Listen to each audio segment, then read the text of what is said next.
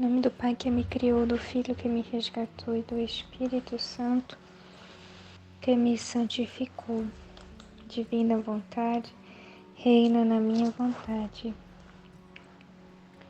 Ó minha mãe, eu te amo e tu me amas. Dai-me um gole da vontade divina, minha alma, e dai-me a tua bênção, Mãe, para que todas as minhas ações sejam feitas diante de vossos olhos maternais. Amém.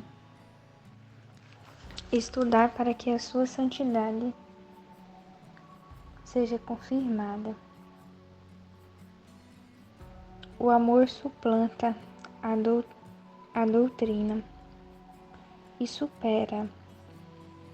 suplanta a dignidade e supera todas as dignidades, dando a dignidade divina. Então, esse trecho inicial, muito importante, muito importante. O amor que supera a doutrina e supera as dignidades. O que mais agrada a Jesus é o amor. O que mais agrada a Jesus é o amor.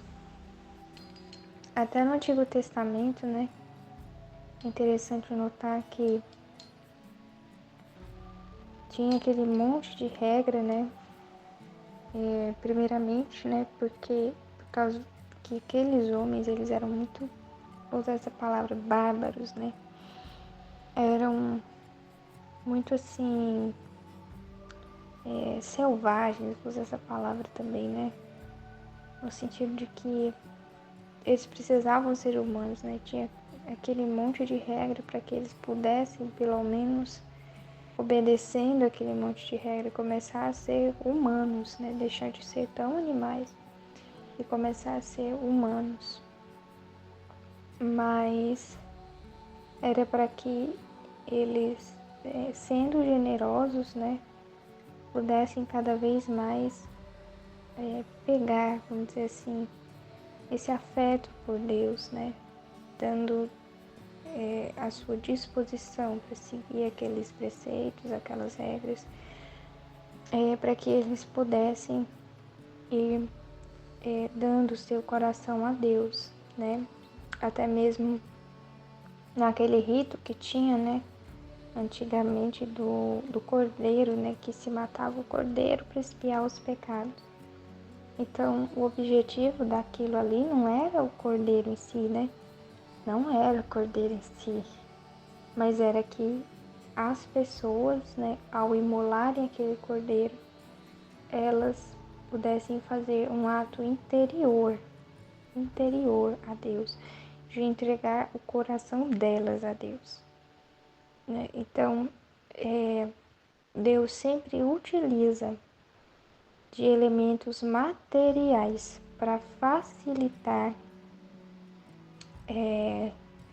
como é que eu posso dizer assim, o movimento espiritual. Então, tudo quanto se faz sem movimento espiritual, sem o mover espiritual, não serve para nada diante de Deus, não serve para absolutamente nada. E era isso que os judeus começaram a fazer. Eles começaram a fazer o rito simplesmente por fazer o rito. E cadê o arrependimento verdadeiro? E cadê os corações ao alto? E cadê a justiça de querer agradar a Deus?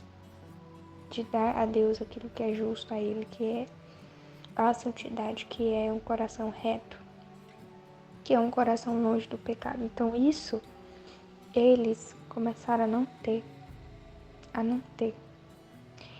E se fixaram totalmente naquilo que eram as regras. Isso eu estou falando lá dos judeus, mas isso vale para hoje também. Isso vale para hoje. Então, todas essas doutrinas que são observadas minimamente, tem muita gente que se apega, por exemplo,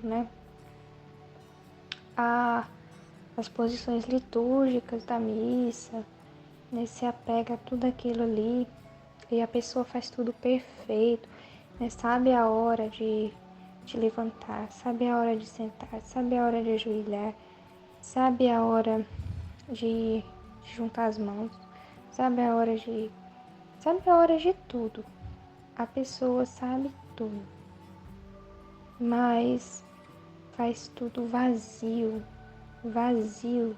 Não tem sentido aquilo ali que ela tá fazendo, porque aquilo ali não eleva o pensamento dela a Deus coisa nenhuma. Aquilo ali não eleva o coração dela a Deus coisa nenhuma, é só superficialidade, é só aparência. Então, em vez de verdadeiramente aquelas posições disporem a alma da pessoa, não. Só são posições, a alma da pessoa continua no mesmo buraco, continua, não vê Deus em canto nenhum, não vê Deus em nada, continua com suas vontades próprias, continua com seus escrúpulos, com seus pecados, com seus pensamentos separados dos pensamentos divinos. A pessoa, né, ela não consegue nem rezar direito na missa. É muito sério isso, né? E a pessoa acha que está arrasando porque ela sabe todas as posições litúrgicas, ela acha assim que ela está agradando a Deus, porque ela está fazendo tudo certo. Mas o que agrada a Jesus é o amor, é o amor. E tem muita diferença entre cumprir uma doutrina e amar. Tem muita diferença entre cumprir uma doutrina, cumprir um preceito, cumprir uma regra, cumprir uma obrigação e amar. Tem muita diferença entre uma coisa e outra. Porque eu posso cumprir um preceito que me é dado, uma obrigação que me é dada. Mas se eu cumpro essa obrigação ou como um fardo, né? Como um fardo que me é imposto. Ou então eu desvio a intenção não é pura. Então eu começo a cumprir aquilo ali, né? Por causa de fulano, porque fulano, né, vai vir me perguntar se eu tô fazendo. Então eu tenho que cumprir, né? Ou então é por causa de mim, para eu ficar bem, porque, né? Porque se eu não rezar esse texto aqui, eu vou ficar bem, né? Então eu preciso ficar bem, né? Então eu preciso rezar. Então vai misturando, né? Assim, de interesse humano, né? Vai colocando assim um farelo humano, né, no meio da massa. Então, isso é cumprir regra. Isso é cumprir regra. É diferente de amar. Cumprir regra é diferente de amar. Então, o amor, ele supera a doutrina, ele supera, certo? Porque o amor, ele é objetivo. Ele é objetivo porque o que é que o amor vai pensar? Ele vai pensar, eu quero agradar o meu amado. É só o que o amor pensa, eu quero agradar o meu amado. O amor, ele é objetivo. Então, a alma que vive na divina vontade, ela vive buscando amar a Deus, né? De verdade, assim, né? Da forma mais simples, né? Da forma mais simples mesmo e pura, né? Que se pode pensar, né? Sem ter apegos, né? Sem colocar ali farelo humano, né? De vontade humana no meio, né? Porque é a tendência, é a inclinação do ser humano, né? É se apegar às regras, e sempre por alguma motivação humana, sempre por alguma razão humana. Então, no fundo, né, a pessoa ela quer uma satisfação pessoal cumprindo aquelas regras ali, né? Ela busca algo para si, não é puramente por Deus.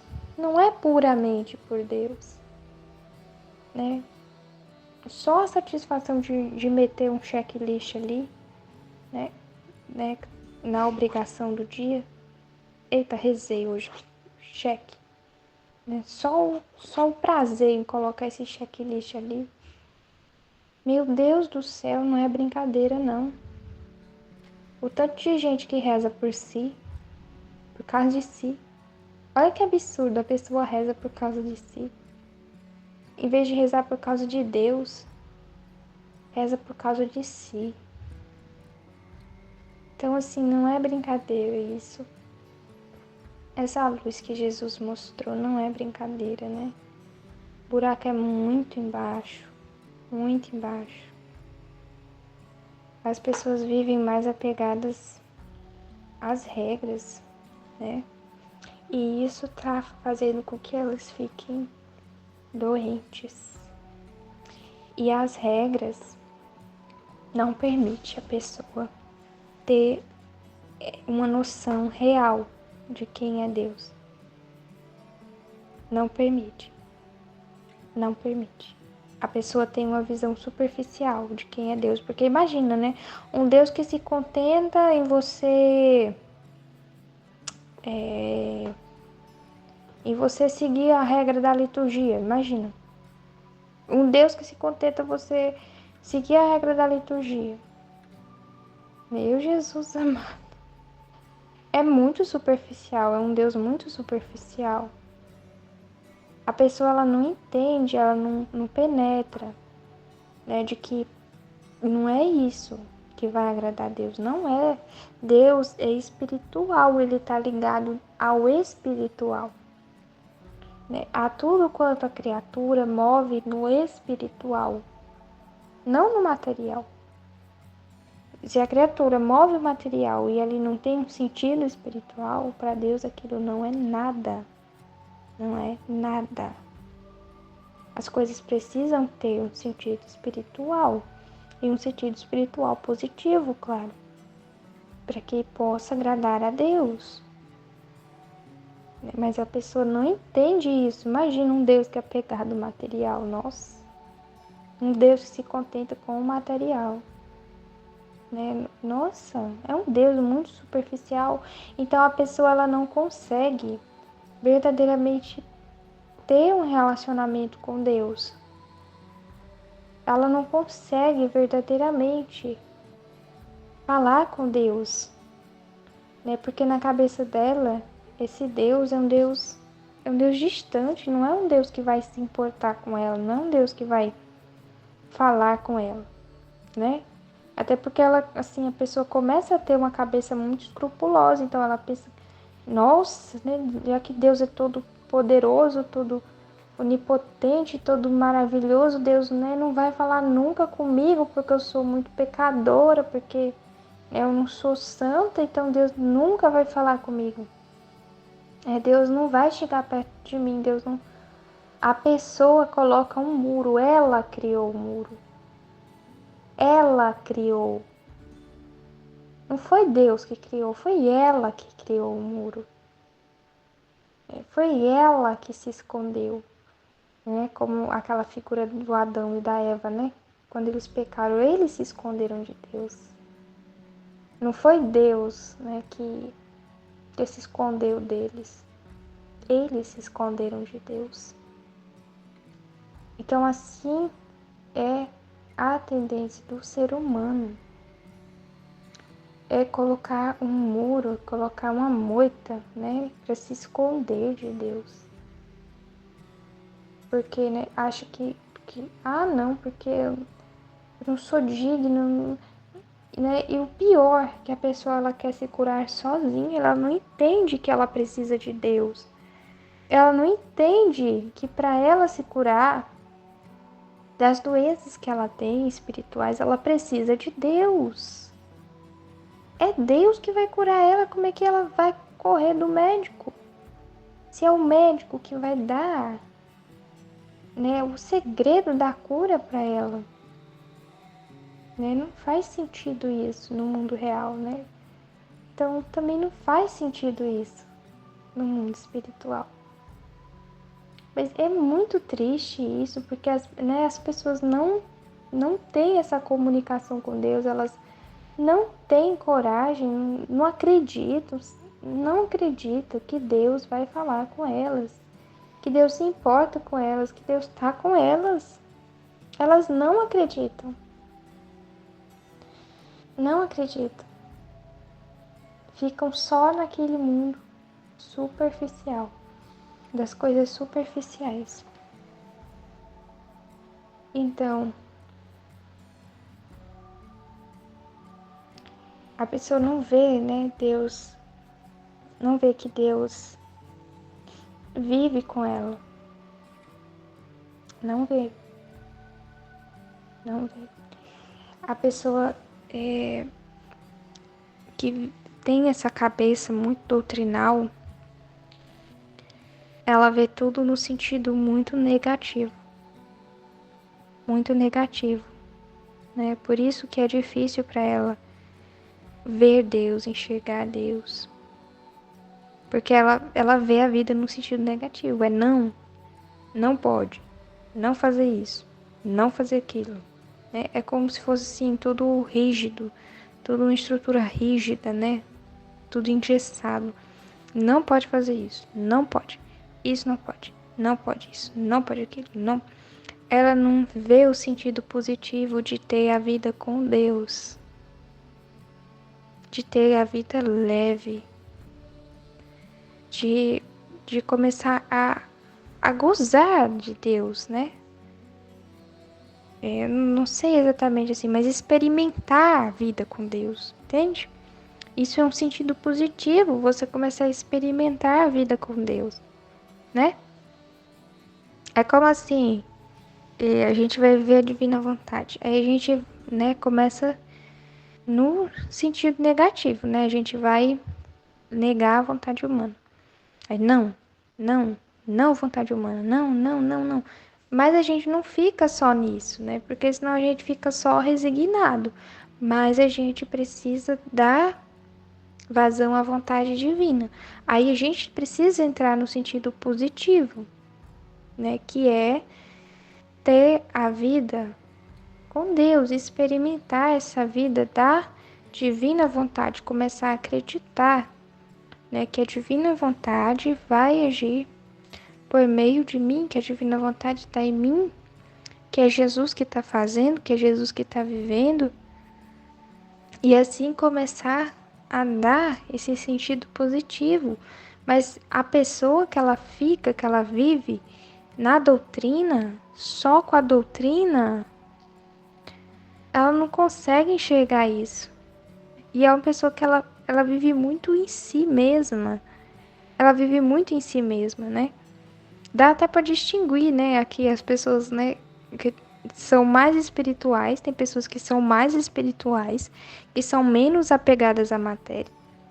Eu acho que até entre os santos mesmo, né, dá para perceber, assim, os santos que eram mais apegados às virtudes humanas, né, e aqueles santos que eram mais apegados ao espiritual, né, e perceba, né, que aqueles que eram mais apegados ao espiritual, eles tinham como que assim, um olhar mais aguçado para o amor. Eles não se prendiam tanto para regras, né, para cumprir as virtudes, para cumprir, né, as coisas e tal. Eles se fixavam mais no amor, né? Então é isso. O amor, ele supre tudo, né? Supre tudo, supre as dignidades, né? Então, o amor, ele vale mais do que o próprio conhecimento, né? Porque, né, muita gente tem títulos, né, de dignidades humanas pelo conhecimento, mas, né? É interessante demais, assim, Jesus é interessante demais, né? Porque antes eu pensava assim, né? Antes eu via essa dignidade, né?